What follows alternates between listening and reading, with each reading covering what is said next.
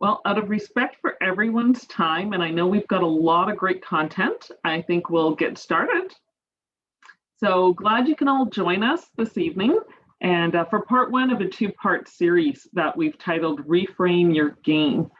And I'd like to thank you for those of you who joined our webinars last year. We did focus on bringing clarity as to why you do what you do, adapting to the COVID lockdowns to get you through them and thrive, and considerations for your business transitioning. So as we continue to build on your business and financial management needs, we are ramping up our webinar series again. We are running these two with Angela Armstrong of Prime Capital, and then I'll be participating again with iCare Business, doing a webinar series further into the fall. So today, though, I want us to focus on moving your business into the future, because the future starts now. I too have done a lot of business restructuring over the past year in response to the growing needs of my clients. So I'm so excited to bring this unique and high level of service to my small business clients who typically don't have the need for a full-time chief financial officer on staff, but can really benefit from the expertise of bringing my business knowledge, transition, and wealth management experience to your table. So I've spent a significant amount of time over this last year finding the right specialists to join our team. And in that regard, I am super happy to introduce to you Angela Armstrong. Angela is the founder of the Prime Capital group of companies. As a business finance expert and business owner herself, she brings a wealth of knowledge to understanding the issues and solving the problems created by cash flow crunch and the true loss of opportunity. In getting to know Angela, I have found her to be a true thought leader for today's business community and able to bring a wealth of knowledge to our optometric business community. Where I find, as conservative individuals, we often think to spend cash first. But there are a number of serious business concerns with that thinking, isn't there, Angela? I completely agree. Thank you, Roxanne. It's a huge pleasure to be here. And I appreciate that for some of you, it's a little bit later in the evening. So thank you for giving your time to be here and have this conversation. And I'd love to have some dialogue or some questions at the end if there's a little bit of time. And if you have some things you'd like to explore, also to take some of these things offline. Thank you, Roxanne, for the great introduction. As an asset financing specialist, and that's what Prime Capital does, is provide financing specifically for productivity and profitability assets. So equipment and tools that are going to help you keep up with the change around you and ensure that you can optimize your clients' and patients' experiences to bring the best value to them, streamline your operations to preserve value and effectively work on your bottom lines while also growing your top line. So I'm excited to talk to you today about some of the external factors in this session. Next week, we're going to focus on more the internal issues within the business, more about talent management, preparing your practice for future, kind of future-proofing it. But today we're going to talk about what's happening in the external market and what are the impacts in your business. And because my lens is finance, that's the lens that we're going to talk through tonight. So I want to talk starting about the consumer behavior and what's happening as consumers are adopting technology. So in 2020, we all experienced the same thing. It's probably one of the first times in the world that we all around the planet were experiencing the same thing at the same time.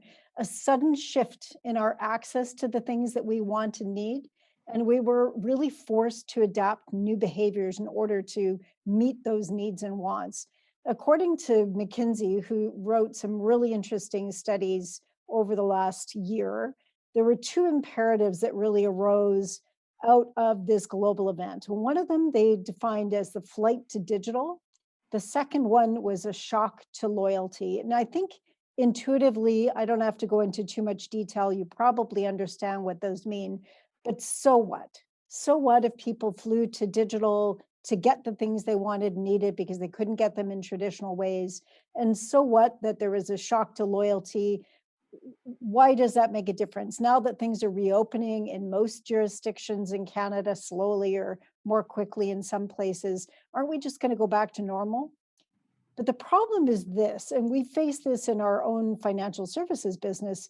The pandemic just accelerated behaviors that were already changing with consumers. So let me share a little bit of more background with you. I'm doing a lot of work. I'm the board chair for our industry association in Canada, Finance and Leasing Industry Association. And our industry is comprised of people from all walks of life, car finance like Ford Credit, all the way to the fleet guys, John Deere, and then independent lenders, the banks, everybody, you name it. So we're all impacted by technology in different ways. This chart, though, shows you over time, starting going back in time to the early 1900s, forward to just before the pandemic, the rate of technology adoption for different kinds of, this is actually a really good tool. If you want to go to this yourself because you're curious, you can compare all different kinds of technologies over time. What I want you to pay attention to is the timelines. Before, it took a really long time. The change cycles were long, they were gradual, they had some bumps and ups and starts, but they took a really long time for adoption to reach significant values. But if you look forward since 2000, the kinds of adoptions that we're talking about, these technology adoptions, have a really steep adoption curve. In other words, the automobile took 85 years to reach 90% adoption, but the cell phone only took 20 years to reach 96% adoption. Technology is enabling everything now. And you've got machine learning, you've got analytics built into everything that you're doing. As a matter of fact, Zoom knows everything that we're doing here tonight and is going to tell somebody some analytics about who attended and how many people and how long did they attend. All of these things might be anonymized somewhere in the background, but the technology is tracking what we're doing to try to improve itself. It's impossible to avoid the technology now. So basically, consumers went from resisting change to seeking change. And even in my marketplace, lending is being done in different ways with machine learning, with artificial intelligence, digital documentation. Everything has changed, and it's changed for good. It's not going back. So basically, what we've got now is lessons in online behavior. And I want to share a little chart with you.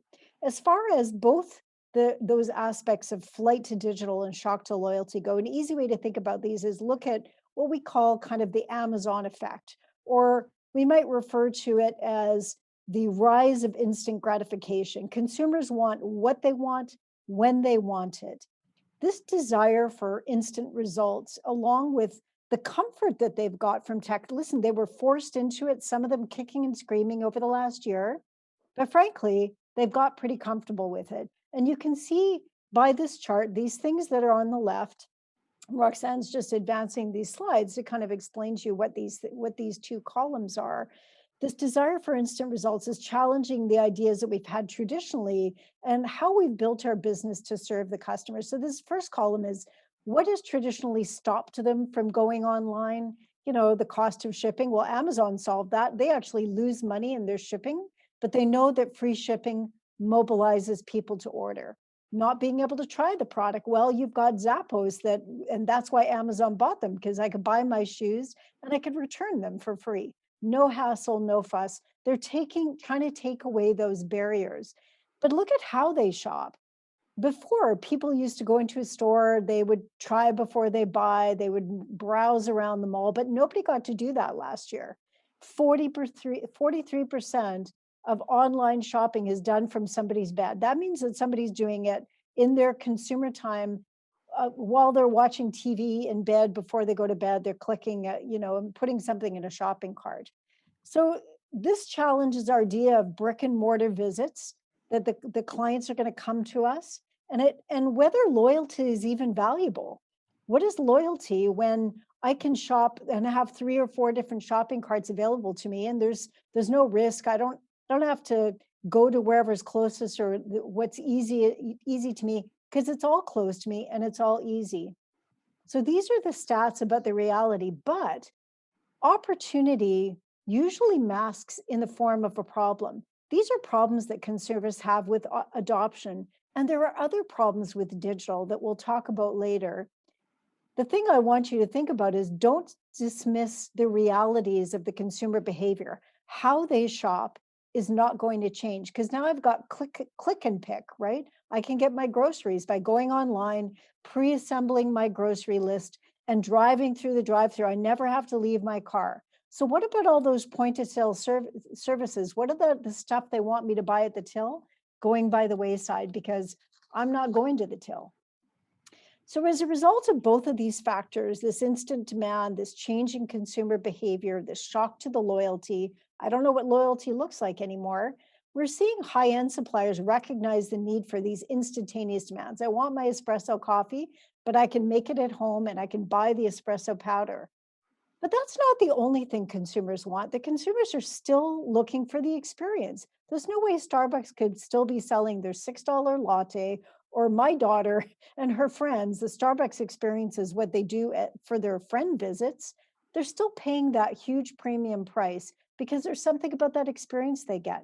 So we can learn from that. If we're looking at that digital experience, as we move our practices and your optometric practices, and you can still embrace a digital platform, but you've got to be cognizant of what that patient experience expectation is. And in the new Amazonified world, that new instant delivery effect, the client's best last digital experience is the bar for all of their digital experiences. So just keep that in mind as we keep going through this presentation here today.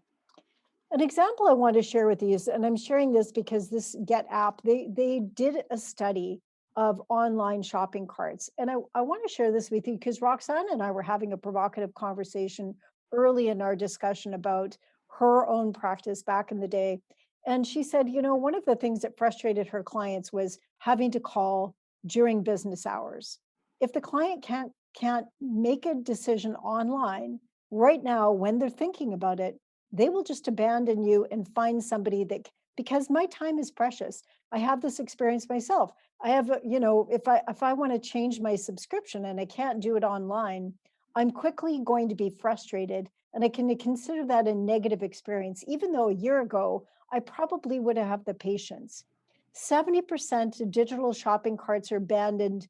The number one reason for abandonment is because there's friction in that experience. Again, it's the Amazon effect. I want what I want when I want it, and that's right now. One survey says 60% of clients now want to be able to book their appointments online, and they want 24/7 access. How does that compare with what you're able to deliver your clients now?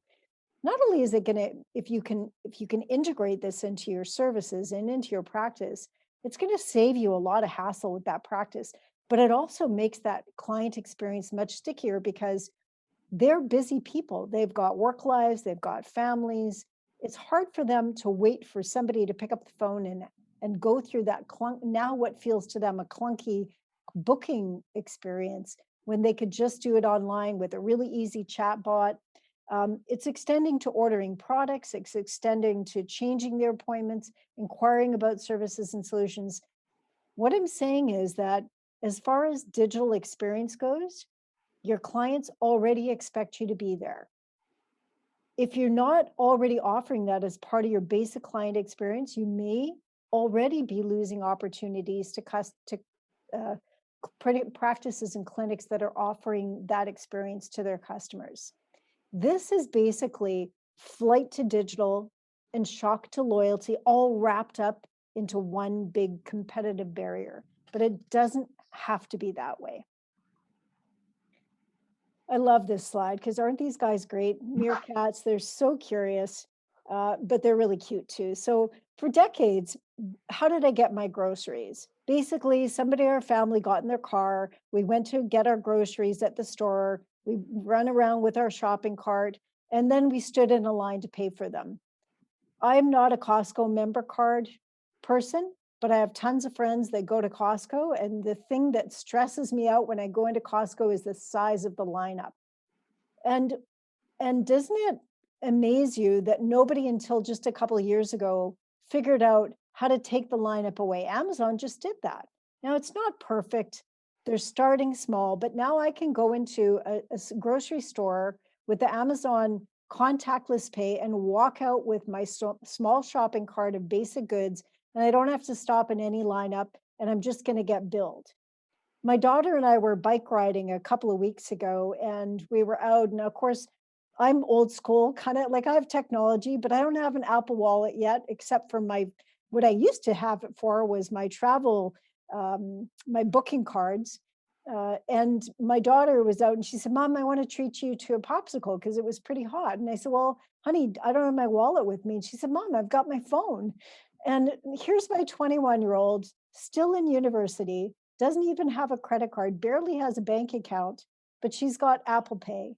And she treated me to a popsicle. The barrier between services and technology is getting thinner and thinner. But there's opportunities in this as well because local companies are now aggregating farmers' goods and delivering them right to your home. You don't even have to go to the store. And not to mention, I mean, talk about HelloFresh.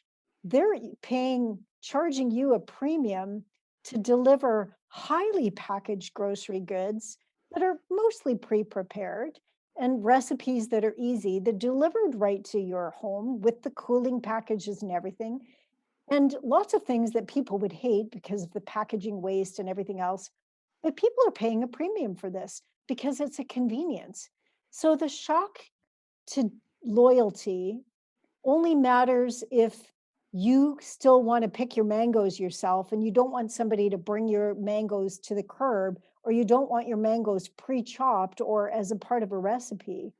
The flight to digital only works if you can go to your farmer's market and still do contactless pay through a Square account with that farmer's market. Digital is there. It doesn't take away from that farmer's market experience, but digital is everywhere. It's just choosing you as a customer, if you're the end user, how you're going to integrate with digital. But it's there. So if you're not integrating into your practice, you're missing an opportunity to engage customers. When I think about your market, and I did a bit of reading, there's InVision magazine in 2020, they described 3 trends in the optometric market as brackets or quote scary, including retail homogenization, so this huge market shift of bigger and bigger players, online refraction, we know what that is, and shrinking margins. Shrinking margins, of course, because of the online proliferation of eyewear retailers.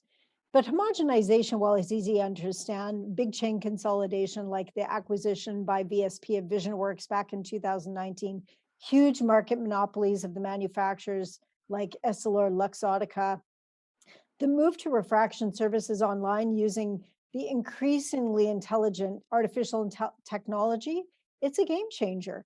These are all things that are impacting you. They're externalities. You can't control them, but you can be aware of them. You can watch what's happening in them, and you can talk about what you can do to change your practice and recognize that consumer behavior is going to make those opportunities more and more valuable to your customers if you're not also changing what your practices look like and making it possible for them to interact with you as much as possible from their very comfortable bed, where 43% of them are making their digital buying decisions.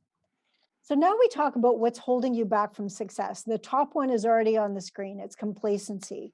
If you're complacent, you say, listen, I have my practice for a long time. It's worked. I don't want to fix it because it ain't broke. Frankly, I don't have the energy to change. Well, that's one of the barriers to innovation. As long as you think there's nothing wrong, you're not going to even think about making change. And that's a slow burn to being irrelevant to the market. The second one is having blinders on. I don't pay attention because I'm just too busy. And in our business, when I look around at my competitors, all of them are engaging artificial intelligence. They're using digital documentation to get in front of clients faster. And we've already talked about that client interaction. If I want to buy eye products, I'm going to buy it from a place where it's easy for me to do. Click and point, they've got a shopping cart, they remember my last purchase, and I can use PayPal to do it. because they remember my account and I have no friction. If I don't want to talk to you, I don't want to talk to you and I don't have to talk to you. And as a matter of fact, the new consumers are millennials, are Zoomers, not Zoom like video, but that new generation.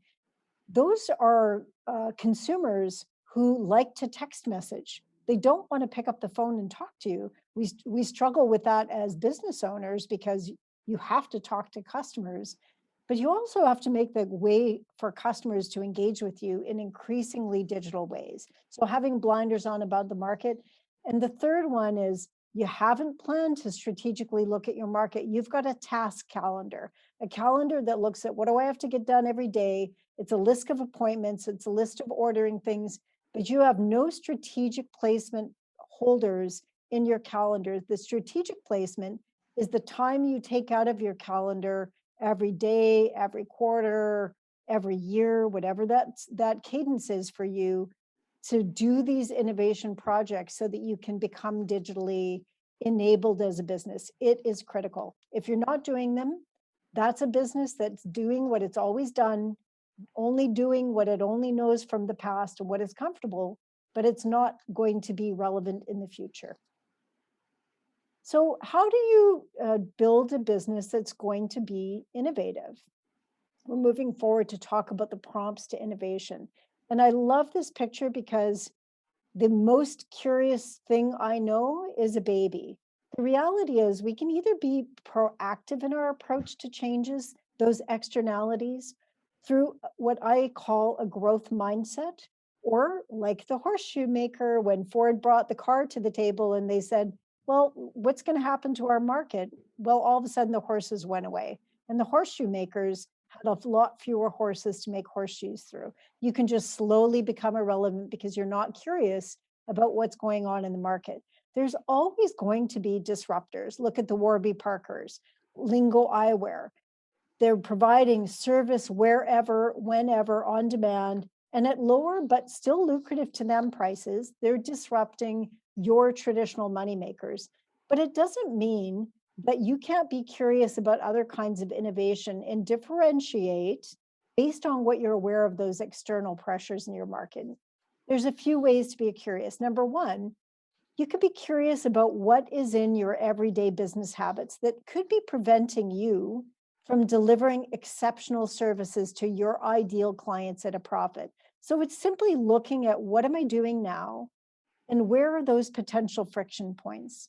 And if you don't know, I can tell you your customers and your younger staff members certainly do.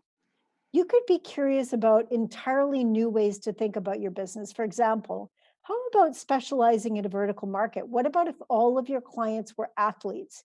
What if you focused in a vertical market instead of being generic? Remember, generic is not very specialized and it's not easy to differentiate into a silo when your silo is generic. You're everything to everybody. So I want to share a story with you about a business in the States I heard about. They're a car dealership. I think they're a Mercedes dealership, but I may have that misremembered. But they're a car dealership. And they said, we're going to specialize in one thing. And it's not cars. We already specialize in cars. We're going to specialize in the way we sell cars. And we're going to solve one problem that we know drives everybody crazy. You've probably all experienced this, is you got to go and negotiate the purchase of your car. It's frustrating because depending on the sales rep, depending on the fictitious sales manager, it's at the background that they've got to go take the deal to negotiate a better price, depending on the day you go and depending on how motivated they are to sell a car because they've got too much inventory on hand, what their business realities are, you're going to get a different price. This car dealer said, we're going to innovate around, you never negotiate the price. We're going to put the price on the website and that's the price. And it's going to be the best possible price we can give you, and everybody gets this price. You don't have a friends and family rate. And they started cleaning up in the market. People were driving hours to go to their dealership because it solved this hassle of negotiation. That's a way about specializing in market. They still sell the same car. They didn't change anything except changing one problem that seemed to be intractable in the market. And they are growing every single year when their competitors are shrinking. A third way to think about innovation is being curious about what are the innovations in healthcare. When I think about eye care, I think about it is the thin edge of a wedge to my overall medical health. What are the holistic health approach that are going on? Does your practice still belong in a strip mill, or do you belong in a multidisciplinary health facility? So these are different ways to think about your business. One thing's for sure, though, is when you ignore the change, you miss opportunities. I think it's human nature to see the negative in the change. It's scary to think about what I've always done, what's always worked, and maybe how I might not actually be competent to run a business in this new digitally enabled marketplace. But I also think that the change brings opportunity. Remember, we talked about early how uh, opportunities are often masked as problems. If you can identify the problem and turn the problem on its head, just like the car dealer did with saying, this is a client problem. If we solve this one thing, we don't have to change anything else because the clients will come to us. And so they did.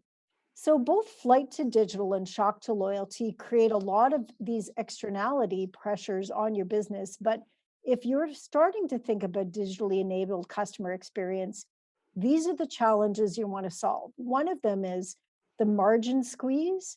And one way to think about that is how do I premiumize my business and stop losing margin because my margin used to get produced simply through high margin products like lenses. Well, now you got online competitors, and I can't beat the online competitors, but I can build margin in other ways by making my business a premium and making it in a silo. And silos are a form of differentiation.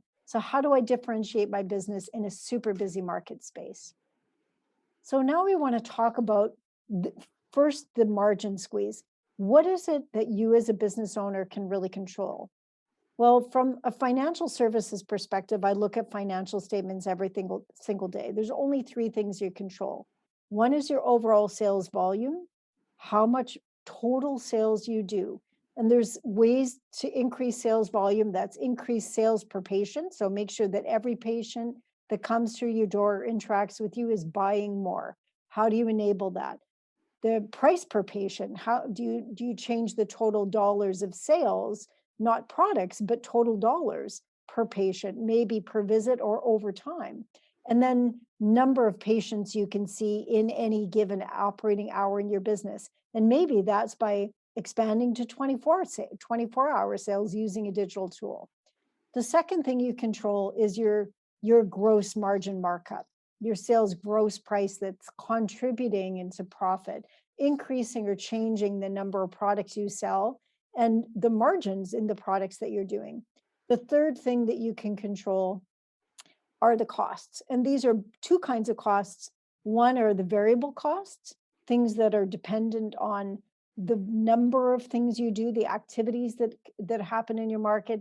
And the other one is your fixed overhead costs. And those are the things that don't change irrespective of whether you have one patient come into the clinic. It's your rent, it's, basically maybe your income, it's the utilities that you have to pay to keep your practice running, it's the licenses you need to pay annually that never change. They're intractable no matter how many business things you change related to patients.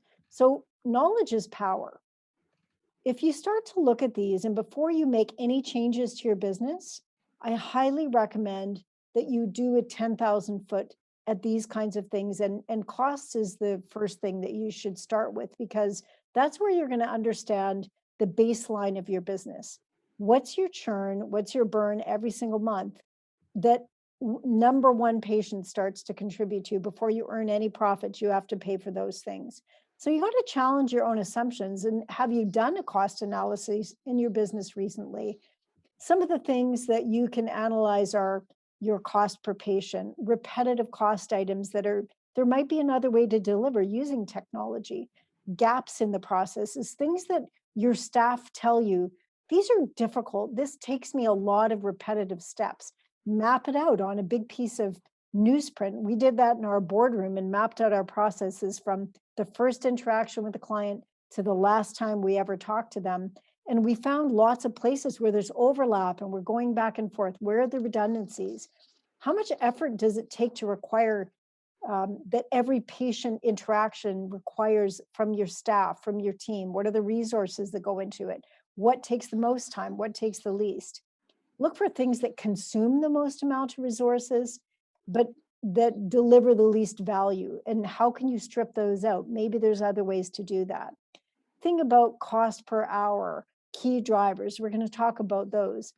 But what are those things that you're going to do? And if you start to look at these driver analyses, it's my experience, you often start to see, because you're talking to your team, you're talking to your patients, you're looking at a paper map of the actual client experience, you're going to start to see things that you don't see because you don't deliver them. You don't see because you're too close to them. Your staff don't see because they like doing them. They're tasks that they feel really good and competent at, but they deliver zero value in the business context. And they deliver zero patient value in terms of keeping the clients loyal, making that relationship sticky, or adding profitability to the business. They're non-value add tasks. If you map it out and you start to look at some of those drivers and those impacts, when you get a map or kind of a litany of those costs, now you start to build the foundation of power for making change, because there's definitely going to be some low-hanging fruit there, but there's also going to be some real spurs for change. It'll improve your margins right away just doing that exercise. So we talk about margin squeeze. You can't change the externalities, but you can get a handle on what's happening inside of your business. These are some of the things I just talked about. Key drivers, what's having your impact on patient return rates? What has the most likely to improve the return rate of your patient the second time around? What's one thing that they tell you makes them always come back? Focus on making that seamless, frictionless, a beautiful experience for your patient. When you look at margin, the other thing you want to look at is how much of the margin that you have contributes to the actual profit that you're making in your business. We call this a contribution margin. And what you're looking at is the thing in your business that absolutely fits into one of these categories. Number one, under cost control, what can you do to change those fixed overheads? Maybe you can reduce your whole full-time equivalent, that's what FTE stands for, by using automation, and you actually make your client experience better.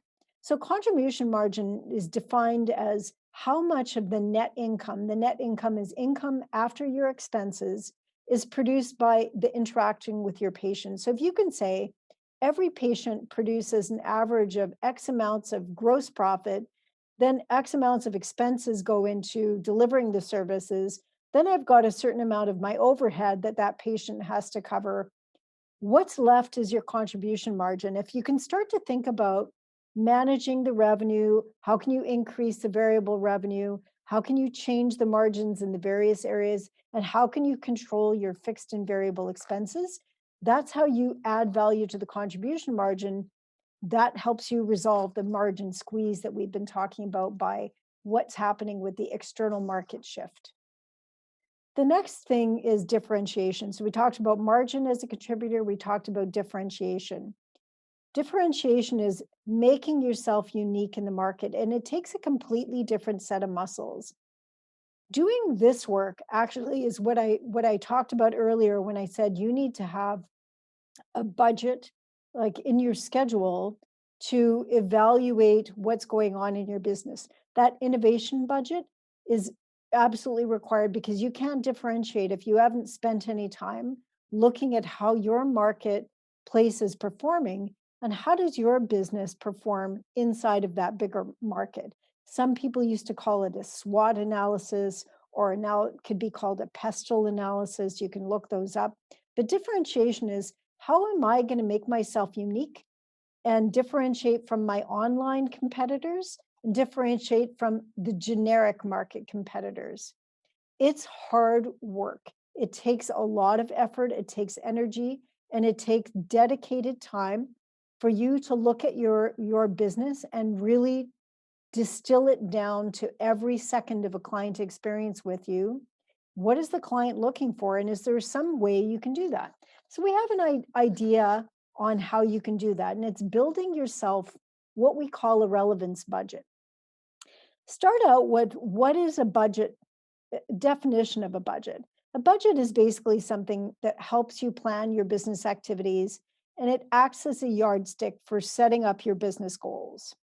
So a relevance budget is taking a piece of that budget and allocating it to innovation. And we'll talk about that. You don't have to start thinking about profit as a dirty word. Profit is what your budget is intended to create. Otherwise, why are you in business? Go work for somebody else. If you're going to run business that's not making a profit, obviously that's not the objective. But you have to manage your margins, and you need to think about how you're going to do that. So you've got the definition of a budget. Then you've got the definition of the profit. Profit is something that helps you manage the net income, that contribution margin, and steal a little bit of that to convert it to the R&D. That's your innovation budget, and that's why profit is so important, because without profit, you can't do the R&D, you can't do the innovation, and you're not going to remain relevant in the market. And you need this in order to plan what you're going to do to be relevant and differentiate your business. That's how you solve the other externality. We have a little bit of a survey here, and if you've got your phone handy, you can kind of go to that slide and look at the QR code. Can you see that slide, Roxanne? Can you put that slide back up so everybody can get that QR code on their phone, and then we can show the other slide again? Can you see that? Yeah, so that little QR code, if you take a picture of that QR code, it's going to allow you to do the survey on your phone. And we'll just see how many of you actually engage in a dedicated budget process right now. I'm just curious because it's important in the next part of our dialogue.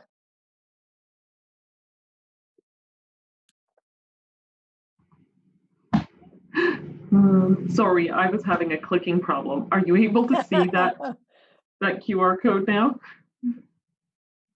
Let me know in the chat if you can't see that, and we'll do it.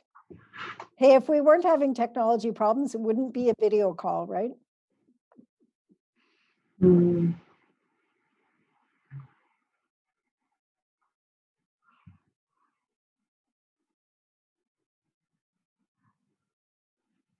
So we'll give you guys a second to answer the poll.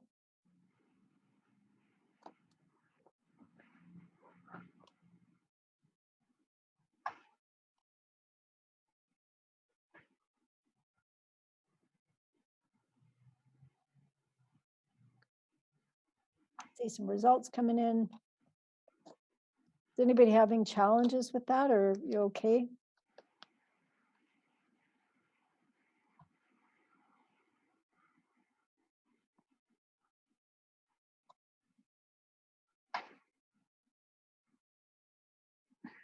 I think it's interesting because we often find we don't have time to do strategic planning. So our solution is we're just going to add more patients. So you end up on this hamster wheel. And in the meantime, the world is running past you. So, I mean, it really does become critical to take that time to carve it out. And I think it's a change of mindset to go from, oh, we're going to lose a day of patient service. It's like what you're going to gain on the flip side will be far more than anything you've lost on a day of patient service. But I can see what we've got so far is there are a few people that do it regularly, a number that don't do it, and then some would like to do it. The budget process is not complicated, and even as a financial services person, I am in finance, but I am not an accountant. And I find that having an accountant do the work for you is fantastic, but you can do some really simple analysis. And we are going to have a workbook out after next week's session. And hopefully you'll be able to get your hands on that workbook, and there'll be some tools in there that you can start it. Let's start with talking about a relevance budget though. And I want to share a really easy way for you to build a relevance budget, even if you're not feeling comfortable building a big business budget.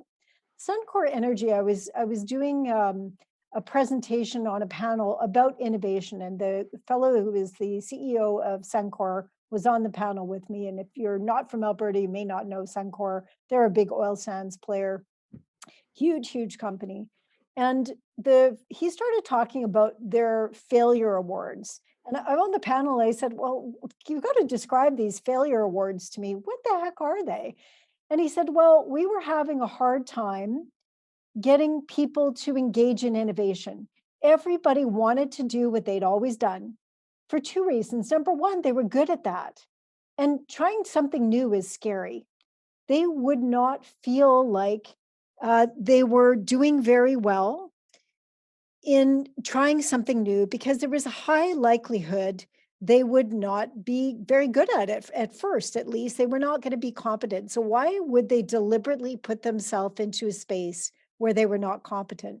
So they started recognizing it. They put a little bit of budget, a little bit of money towards it. They just allocated some money, and they would say, okay, once a month we're going to have they started small. Once a month they would have a blue sky meeting with their team, and anybody that wanted to come could come. And they just had people go up in a whiteboard, and they would just, there was no wrong answer. Everybody just populated like post-it notes on this big whiteboard. And then they would vote on like 5 ideas to try. And then they would try them. And the more they tried and the more they failed, the better it was. And the Suncor just kept putting money into this. At the end of the year, they would vote for the person that failed the most. They tried something in their department, or they tried an idea in their job. And if they failed at it, the harder they failed, the more acknowledgement they got. They said that was the only way they could convince people that actually it was desirable to fail. I listened to that story and I said, that's fantastic. So building a culture of failure, that it's okay to fail, is super important. And teaching your staff that they don't have, not every activity that they have to do in your business has to lead to success. But if you don't build the tools and the time, you're not going to get there. Edison knew this. You know, there was thousands of failures before they eventually got to the light bulb, but they just kept trying because they were determined to do it. If you have accountability for innovation, you do a lunch and learn, do a once a month thing, do a quarterly offsite, take everybody out to book a restaurant room and take everybody out, and just have your team and say, what's bothering you in our business? What do you wish you could do? What's the best digital experience you've ever had out there in the marketplace?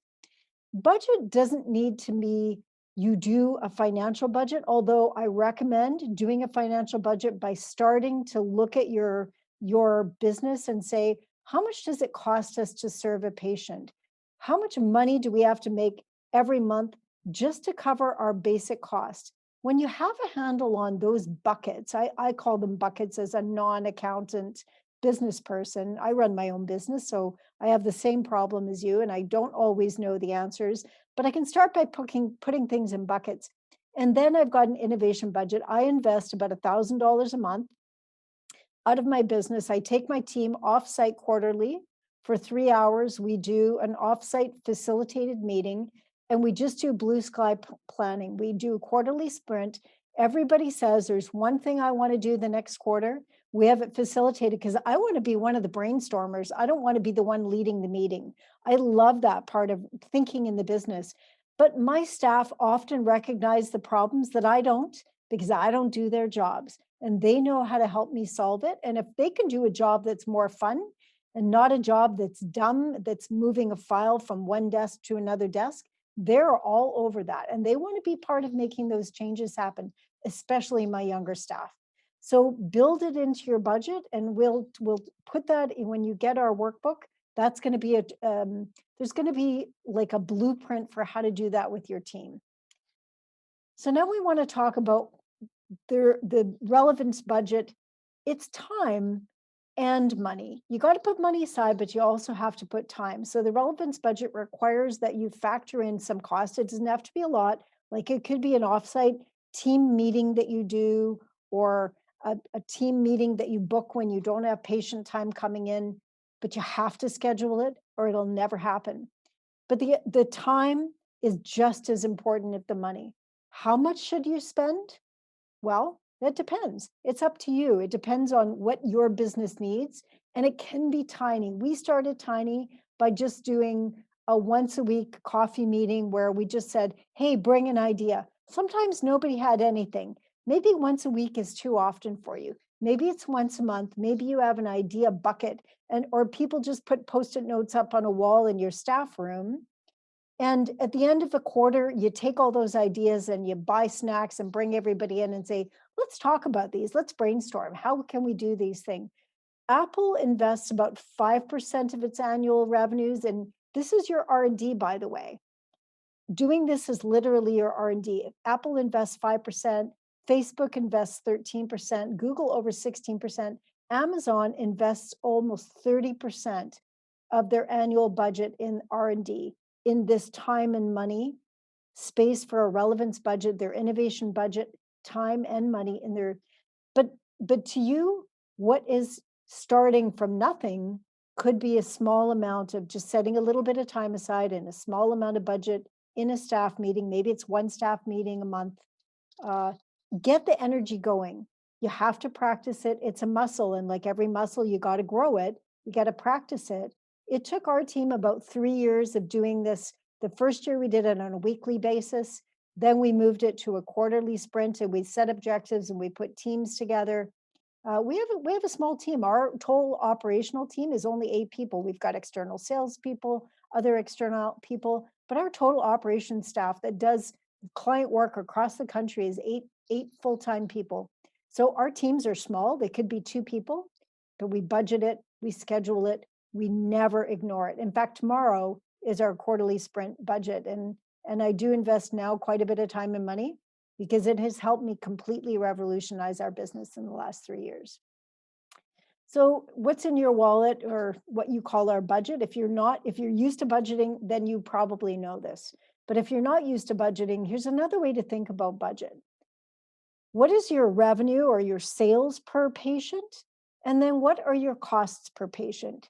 And there's 2 kinds of costs. One are the variable costs, the costs that come when your patient comes in. You've got a cost of sitting them down, you've got a cost of delivering a service to them, you've got a cost of supplies, everything that depends on your interact with the patient. But the fixed costs are that's your nut. That's what I call it. It's your nut. It's not going to change whether you have 0 patients or 100 patients come to your clinic this month. Fixed revenue, 0. There's no such thing as revenue without a patient, unless you've got a cool subscription service or you've got a cool recurring revenue thing that your patients are subscribing to. I highly recommend that, because now you've got fixed revenue that is not, it's still variable depending on the number of people. But for example, when I wanted to get this particular wine from a winery in BC. The only way I could get that wine was joining their wine club. So now they get dollars from me every single quarter so that I can get a box of, 6 bottles of their wine. And that was the price I was willing to pay to get the wine, because I really like their wine and there's no way I could buy it in the store. How do you become so desirable to your clients that you get some of that fixed recurring revenue? But if you don't have that and you only have patient revenue, then you have 0 fixed revenue, 0 fixed incremental revenue.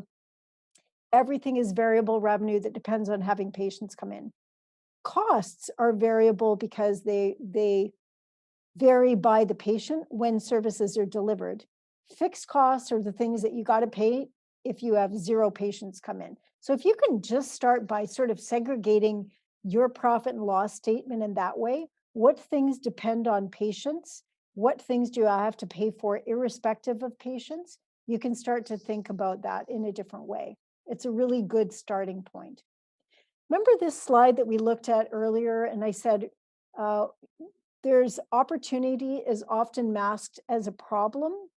When we look at this idea of the patients are struggling to go online, well, here's an opportunity that masks as a problem. This is a patient problem. Dry eyes are a common condition in the United States. Roxanne was kind enough to give some of this information. I did a whole bunch of reading on this, and this is a huge and growing problem. The fact is, the population ages.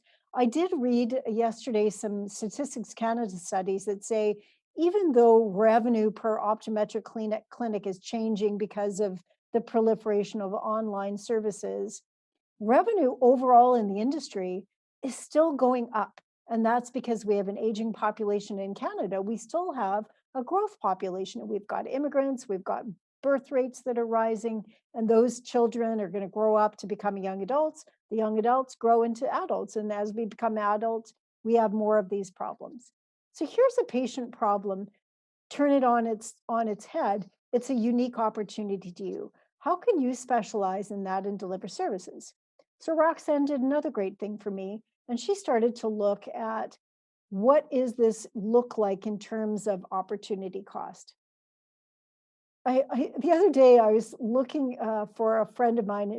Her daughter was getting married, and so I had promised that I would contribute some goodies for the bridal shower. And her daughter is vegan, and I was looking for vegan butter because the recipe called for that, and I didn't want to mess up the recipe. But as I'm in the store looking at the vegan butter, I see vegan olive oil.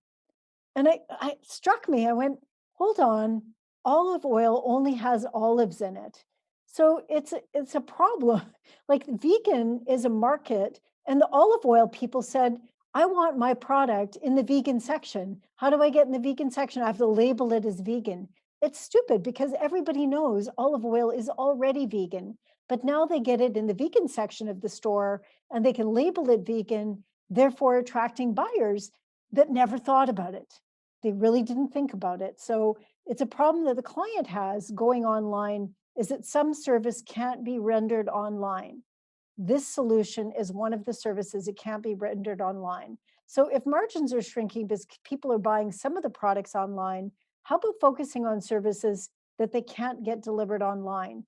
What are you doing to market those services to your potential patients? Are you educating them about this problem? Are you telling them that there's solutions for it?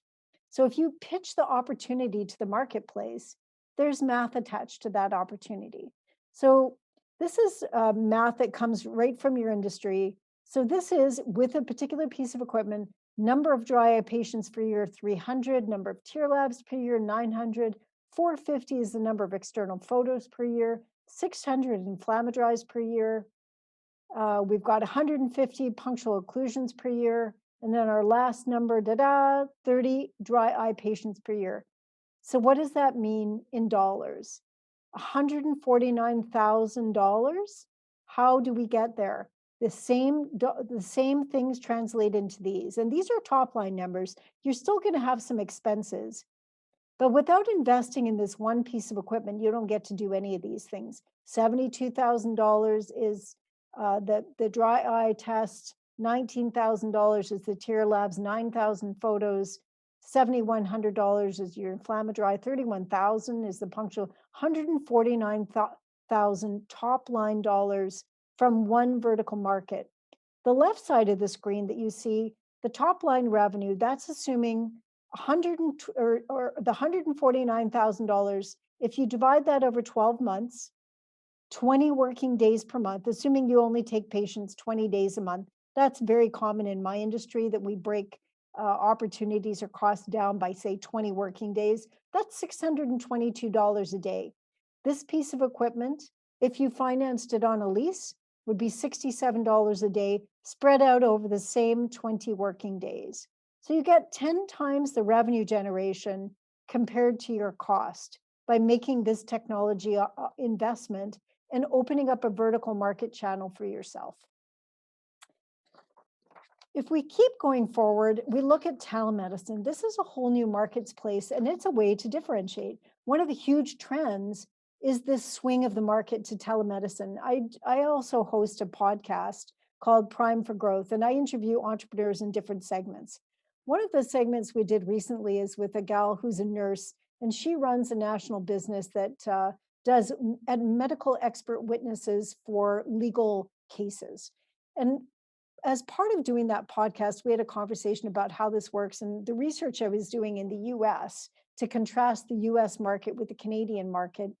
Between 2010 and 2017, the number of hospitals that were using telemedicine as a part of their service deliveries doubled in 7 years. It's gone, the statistics aren't even that current, but I know from her anecdotal story to me that in the years between 2017 and 2020, and especially last year, it's gone up astronomically, geometrically in the last 3 years because of the client behavior. Remember, the patient behavior to digital adoption is going really fast. There's a shift to holistic wraparound clinical services. So could your practice deliver some of its services in this way? It reduces the friction. Remember, clients want to get served in the comfort, maybe not of their bed, but maybe in their home, maybe from their desk at work where now they've got a computer with a camera because they have to do Zoom meetings and Microsoft Teams meetings. What can you do to deliver whole care, holistic patient solutions instead of fractured, full of friction? They got to drive to you. They're irritated by the time they get to your clinic because they've been stuck in traffic. They're late. That makes you late. What can you do to streamline the solution and make the client happier? They're getting these services elsewhere. How can you jump on the bandwagon and integrate these into your thing? I basically want you to have your cake and eat it too. You want to have better margins. You want to differentiate your products and solutions and differentiate your business so that you can have those premium services. You want to be cutting edge. So the big question is now, how do you cut your infrastructure? How do you create the muscles for innovation? And how do you conserve capital so that you can afford to purchase the new equipment? And conserving capital is going to allow you to invest in digital platforms and train your staff. It's easy. And this is going to allow you to be more valuable, more memorable, and more accessible. We call that VAM. Roxanne and I coined that. This is where leasing comes in. This is what I do. It's only a part of your overall services package here, but it's important. One of the way leasing does this is by turning a big equipment investment, a big technology investment, into a small monthly repeating predictable budgeted cost. So you got your budget, you know how much income you can earn. Now you want to be able to offset the costs. Just like you don't have to own a car. You can call an Uber and you use the car to get you from here to there. It's exactly the same modality that, the VRBO, the Airbnb, just use the thing when you need it. A lease is exactly that. It's a rental with an option for you to keep the equipment at the end if you want it. And it turns that lease payment per month into a net ROI in your clinic. You may be using leasing already, but if you're not, this is the math.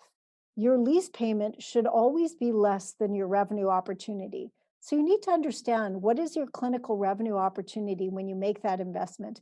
I can tell you for sure, the equipment sellers already know that because they're going to incentivize you. They want you to put the equipment in your business, and they want to have you have a simple way, a very affordable, barrierless way to get that working. You don't have a big upfront capital cost.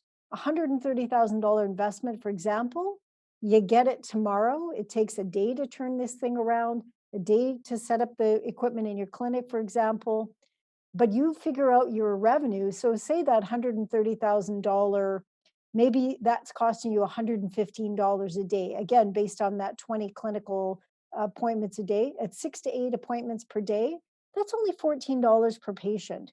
But what's your revenue stream on that? You have to understand. The value of giving the client clinical information is really important. I'll give you an example from the dental industry that is a huge user of leasing.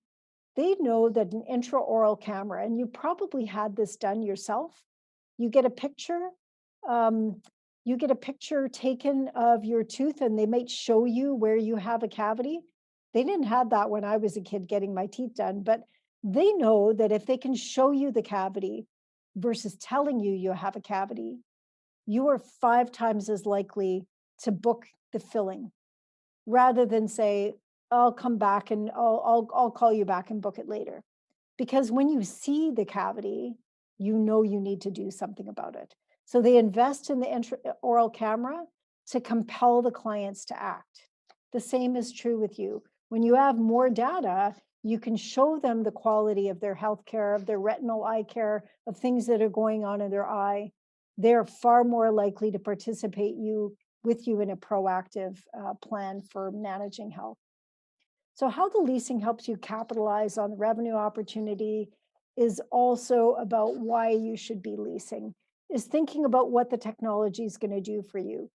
How does it change your staff utilization? Does it make your staff work more efficient, or does it help you monetize the staff that you have in a different way?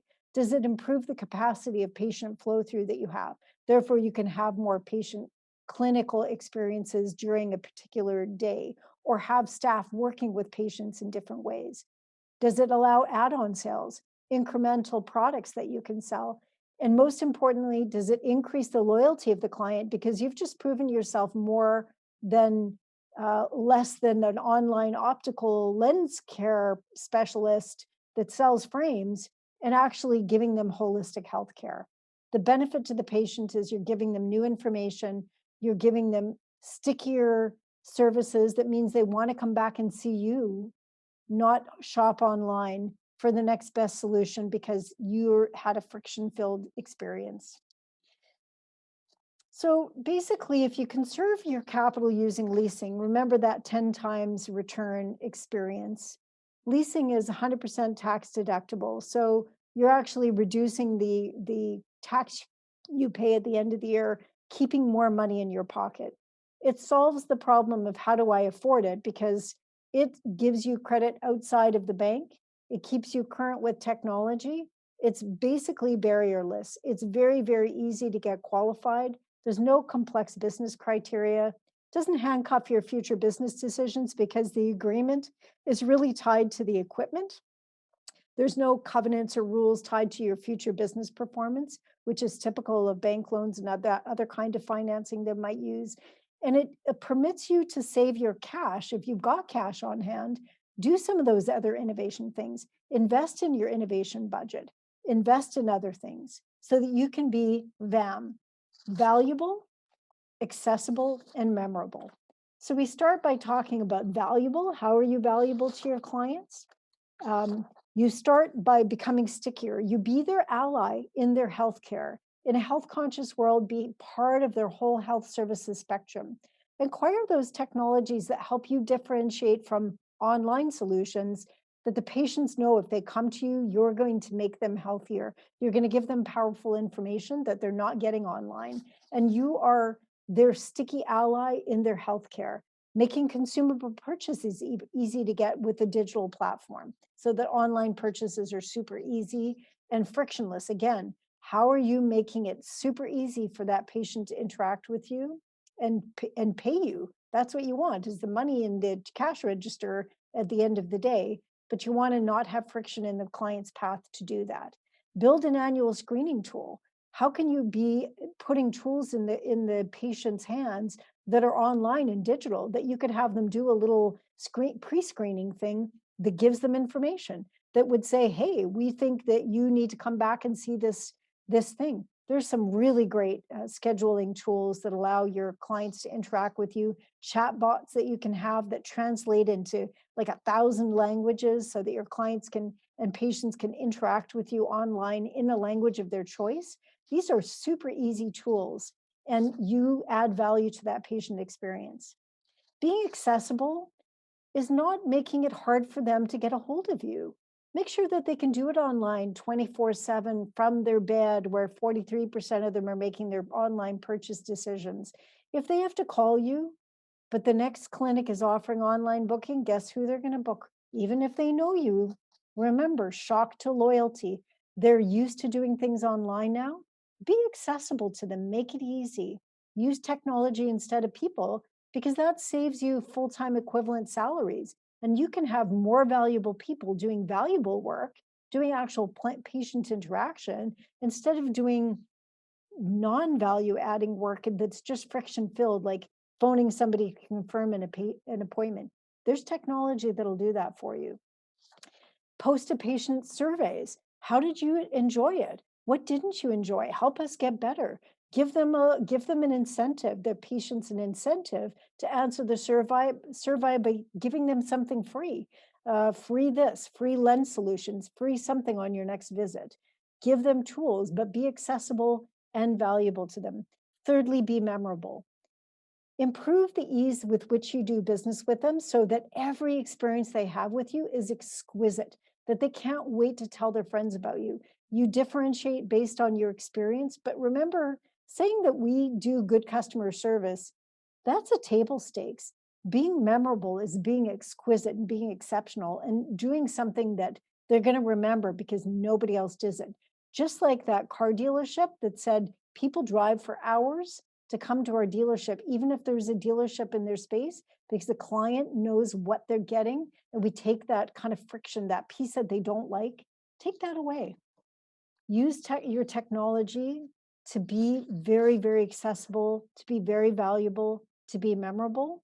Leasing is just one of the ways we can help you conserve capital and make it very affordable for you to do it and make sure you've got that relevance budget.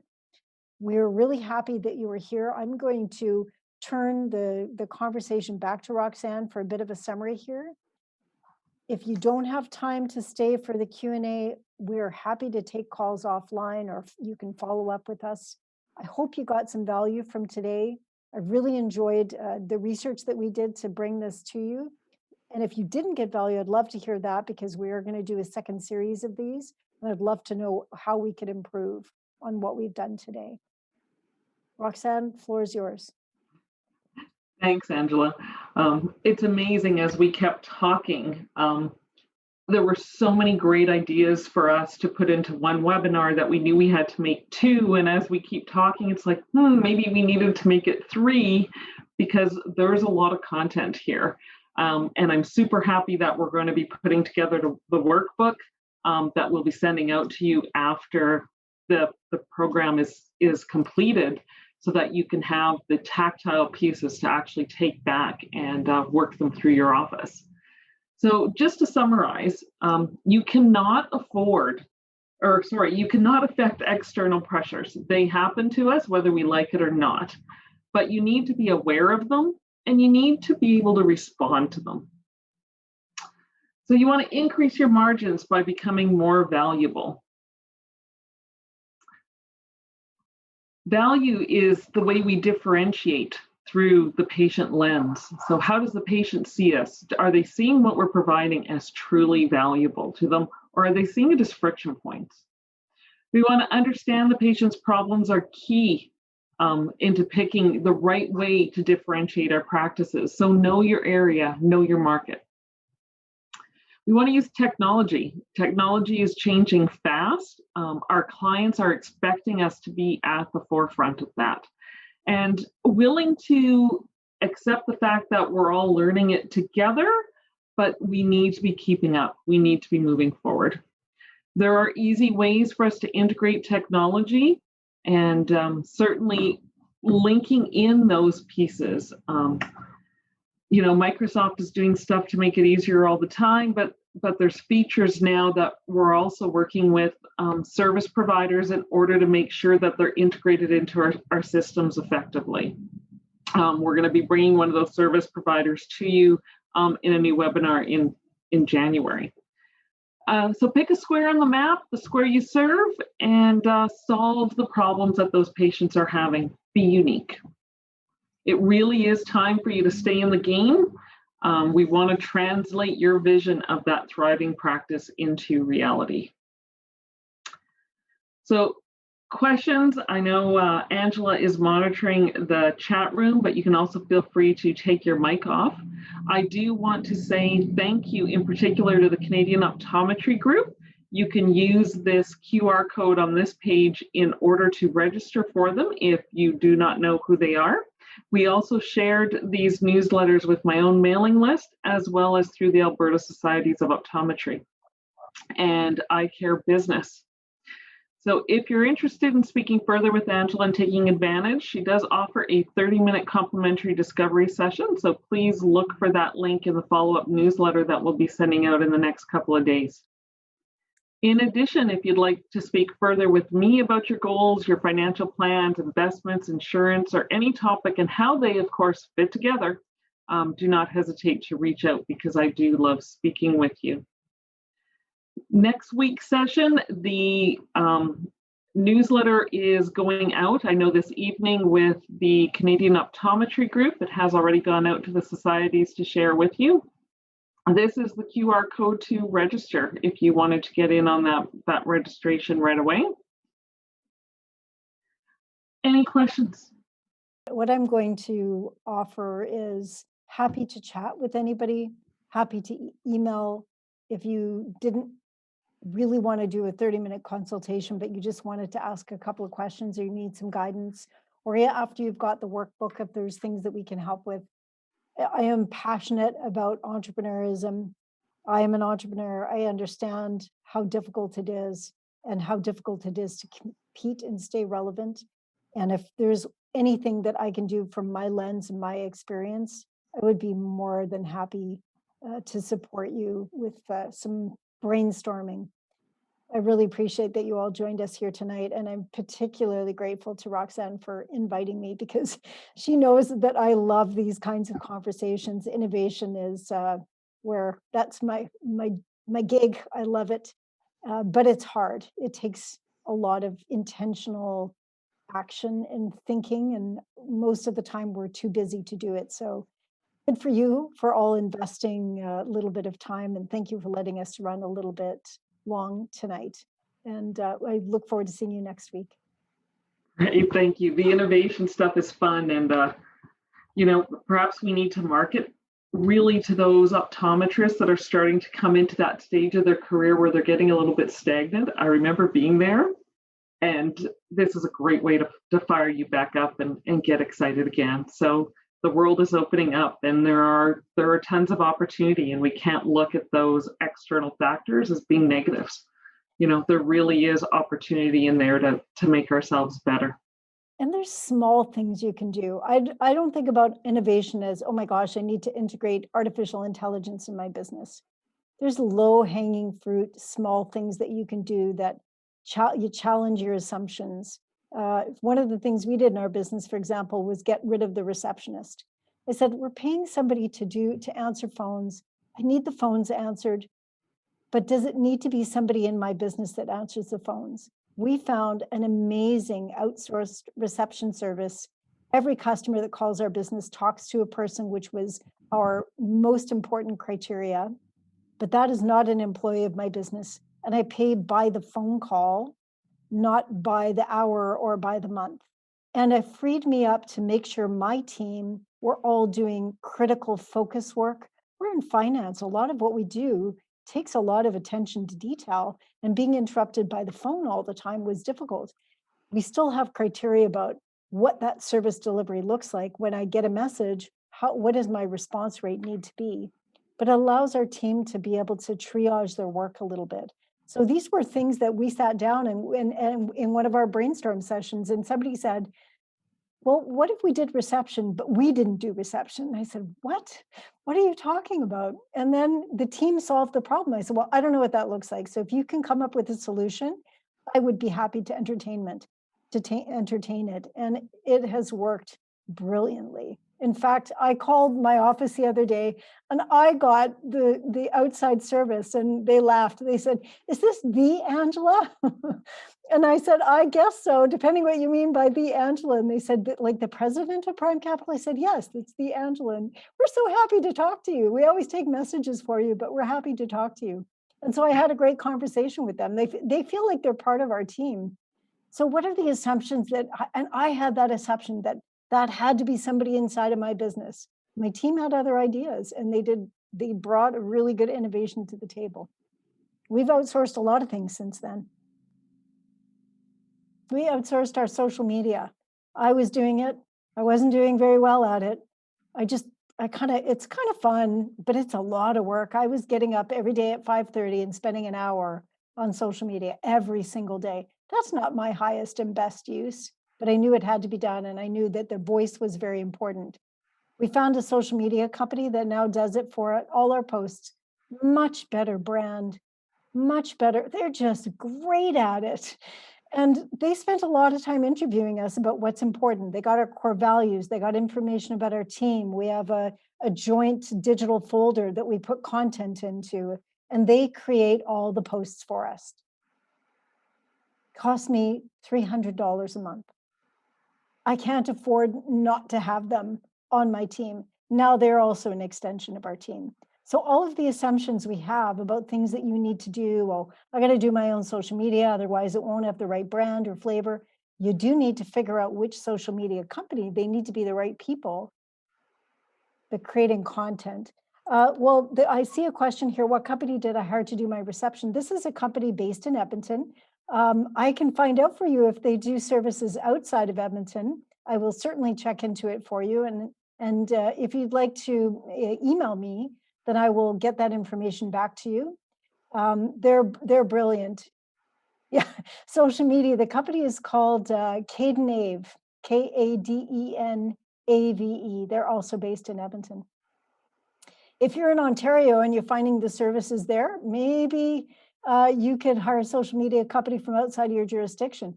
We hired an IT company as well. We used to have somebody on staff that managed our IT. We outsourced our entire technology stack, all of our softwares, all of our IT solutions. We just outsourced all of it.